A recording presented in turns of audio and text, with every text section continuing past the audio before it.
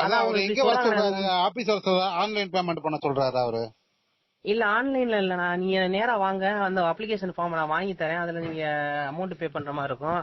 அது கொடுத்ததுக்கு அப்புறம் அமௌண்ட் ரிட்டர்ன் பண்ணிடுவாங்க அப்படிங்கிறாப்ல. அது உண்மையா பொய்யாங்கிறது தெரியல.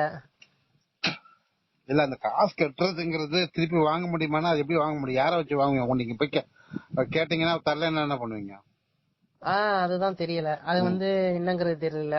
அந்த ஃபார்ம் வாங்கி நம்ம சர்டிபிகேட் எல்லாத்தையும் கொடுத்தோம்னா அவங்க பாஸ் அடிச்சு கொடுத்துருவாங்களாம். அதுக்கப்புறம் நம்ம கன்ஃபார்ம் ஆயிரும் வேலை அப்படிங்கிற மாதிரி சொல்றாப்ல. அது உண்மையா என்னங்கிறது தெரியலையே. டிரைவர் வேலையை பொறுத்த வரைக்கும் அப்படி ஒன்னும் ரிஸ்க் எடுத்து பணம் கட்டி ஃபார்ம் ஃபில் பண்ணி அந்த மாதிரிலாம் கிடையாது. டிரைவர் வேலையை பொறுத்த வரைக்கும் நீங்க எவ்வளவு நாளா டிரைவரா இருக்கிறீங்க? நான் ஒரு 7 வருஷமா இருக்கேன். 7 வருஷமா இருக்கீங்க. 7 வருஷத்துல எத்தனை இடம் மாறி இருப்பீங்க? ஆமா, அந்த மாதிரி காசு இது வரைக்கும் நான் கட்டினதுல இருக்கும். இது கவர்மெண்ட் வேலை, 42,000 ரூபாய் சம்பளம் அப்படிங்கிறாங்க.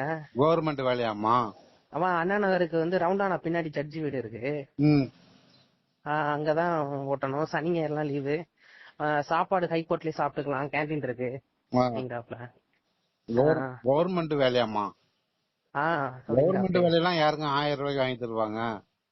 அதான் கேக்குறேன். அதுவும் 42,000 ரூபாய் சம்பளம், வீட்டு வாடகை அவங்க தனியா 12,000 ரூபாய் கொடுத்துருவாங்க. கவர்மெண்ட் வேலை எல்லாம் கிடையாது. கவர்மெண்ட் வேலை எல்லாம் இருந்தா உங்களுக்கு லட்சக்கணக்கில் கட்ட சொல்லுவானே. அதுதான் என்ன, 1800 ரூபா வரும். 3 ஃபார்ம் சேர்த்தா 5500 ரூபா வரும்.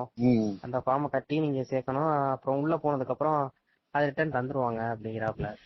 அப்படி இருக்கு, என்னன்னு தெரியல. சம்பளம் அந்த அளவுக்கு கொடுப்பாங்களா? 42 ரூபா கொடுப்பாங்களா? இல்ல அது நம்ம சொல்ல முடியாது. நம்ம ஒரு யூகம் தான் நம்ம சொல்றோம்.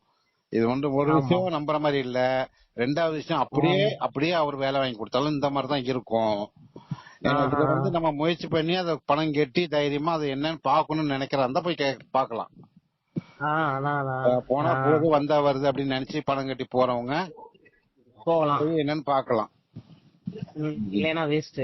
ஆமா, பணம் கட்டி போறதா ட்ரை பண்ணி பாக்குறதா போய் பாருங்க.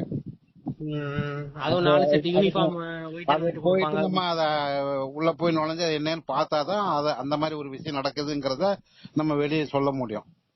இது வரைக்கும் அந்த மாதிரி யாரும் என்கிட்ட சொல்ல, இந்த மாதிரி பணம் கட்டி இந்த மாதிரி சொன்னாங்க சேர்ந்தேன், அந்த மாதிரி இப்படி ஏமாத்திட்டாங்க அப்படின்னு நமக்கு இது வரைக்கும் யாரும் நமக்கு அந்த மாதிரி சொல்லல. நீங்க அந்த மாதிரி போயிட்டு பாத்துட்டு சொன்னீங்கன்னா நம்ம வேணா அது ஒரு விழிப்புணர்வா எடுத்துக்கலாம். கண்டிப்பா நான் வேணா போய் பாக்குறேன். அமௌண்ட் இல்லனா அப்படின்னு வேணா கேட்டு பாக்குறேன். சேலரி வந்ததுக்கு அப்புறம் வேணா நான் தர்றேன் அப்படின்னு. அவங்க பண்றதே அமௌண்ட்டுக்கு தான். அப்புறம் அமௌண்ட் இல்லன்னு சரி பாக்க சேலரி வந்தோன்னு தரேன்றீங்க. சேலரி வந்தோன்னு நான் தந்துறேன், இல்லையா ஜாயின் பண்ணதுக்கு அப்புறம் கூட தர்றேன் அப்படிங்கறத கேட்டு பாக்கலாம். சரி கேட்டு பாருங்க. ஏன்னா இனிஷியலா நம்ம கட்டுறதுக்கு அவ்வளவு அமௌண்ட் இல்லன்னு சொல்லிருக்கோம். என்ன பண்ணுவோம், சரி கேட்டு பாருங்க. பாப்போம், நிலைமைகளை சொல்லி பாப்போம், அவங்க என்ன சொல்றாங்கன்னு பாப்போம். அதான் நீங்க பணம் கட்டுறீங்களா இல்லையோ நேர்ல போய் ஒரு விசிட் பாத்துட்டு வந்துருங்க. எந்த இடம் ரவுண்டானா பின்னாடி இருக்கானா ஜட்ஜி வீடு. ஆனா இவர் சொல்றாப்ல எஸ்ஐ உட்கார்ந்துருப்பாப்ல முன்னாடி, ப்ளூ கலர் சைலன் வச்ச வண்டிதான். இப்போ அந்த மாதிரி ஒரு வேலைக்கு ஒருத்தர் அமைக்கணும் அப்படின்னா அது கண்டிப்பா அவ்வளவு ஈஸி கிடையாது.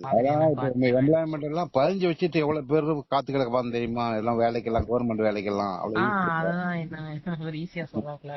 சரி போய் பாருங்க, நேர்ல போய் பாருங்க. பணம் கட்டுறீங்களோ இல்லையோ போய் பாருங்க, ஆளுங்க எப்படி இருக்காங்க, அந்த இடம் எப்படி இருக்கு அப்படின்னு நேர்ல பார்த்து பேசும்போது கொஞ்சம் தெளிவு கிடைக்கும். போய் பார்த்துட்டு வாங்க.